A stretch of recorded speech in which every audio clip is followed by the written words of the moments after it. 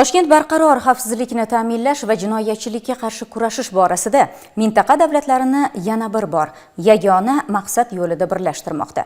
Mustaqil davlatlar hamdo'stligi ishtirokchi davlatlar ichki ishlar vazirliklarining jinoyatchilikka qarshi kurashish tuzilmalari rahbarlarining navbatdagi yig'ilishi poytaxtimizda tashkil etildi. Hozir shu haqida.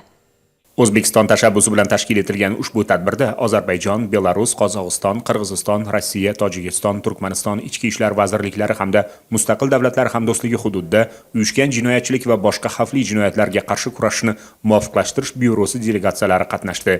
Ta'kidlash joizki, so'nggi yillarda mustaqil davlatlar hamdo'stligiga a'zo mamlakatlarning ichki ishlar vazirliklari o'rtasidagi o'zaro hamjihatlikni yanada mustahkamlash, axborot almashinuvi, xalqaro darajadagi tezkor qidiruv tadbirlarini o'tkazishdagi uzviy hamkorlik o'z samarasini bermoqda.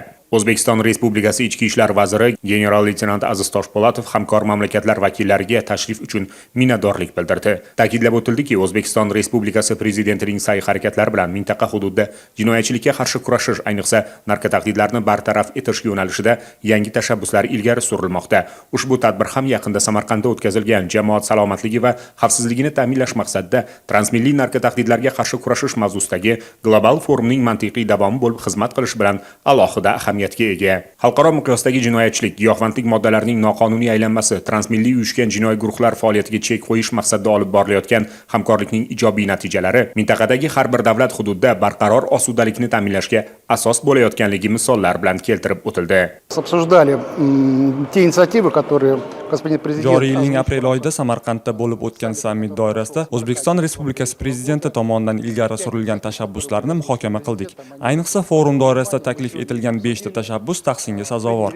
Biz ularni amalga oshirish imkonini beradigan bir qator qarorlar qabul qildik. Umid qilamanki, navbatdagi forumda ularni amalga oshirishning aniq mexanizmlarini taklif qilamiz. Ko'rib chiqilgan asosiy masalalar sarasiga hamdo'stlik mamlakatlarida giyohvandlik tahdidiga qarshi kurashish masalalari bo'ldi. Bunda ilg'or texnologiyalarni qo'llagan holda ushbu tahdidga qarshi kurashish asosiy masala sifatida ko'rilmoqda.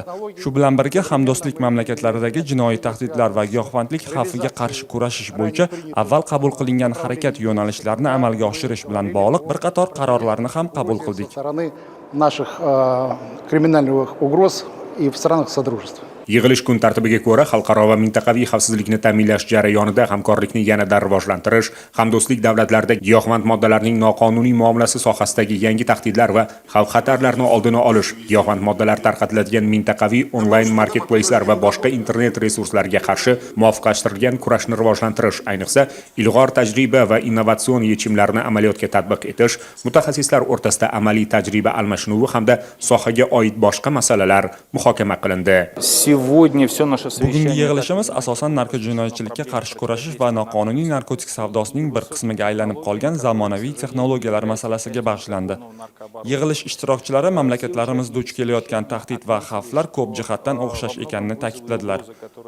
Shunga mos ravishda fuqarolarimizni himoya qilish hamda narkotiklarning noqonuniy aylanishiga qarshi samarali kurashishda qo'llanilayotgan texnologiyalar ham o'xshashdir. Gap internet orqali narkotik tarqatish, dorixona bilan bog'liq giyohvandlik va shu kabi boshqa muammolar haqida ketmoqda. Bugungi yig'ilishda mustaqil davlatlar hamdo'stligi davlatlari doirasida amalga oshiriladigan umumiy tadbirlar bo'yicha kompleks yondashuv va taklif etilgan reja ma'qullandi. Albatta, bu reja keyinchalik yanada takomillashtirilib, to'ldirib boriladi. Delegatsiyalar rahbarlari xalqaro maydonda o'sib borayotgan beqarorlik va notinchlikni hisobga olgan holda ichki ishlar vazirliklari yo'nalishi bo'yicha hamkorlikni yanada faollashtirishga oid masalalar borasida o'zaro fikr almashdilar va kelgusida bajarilishi lozim bo'lgan muhim masalalar belgilab olindi.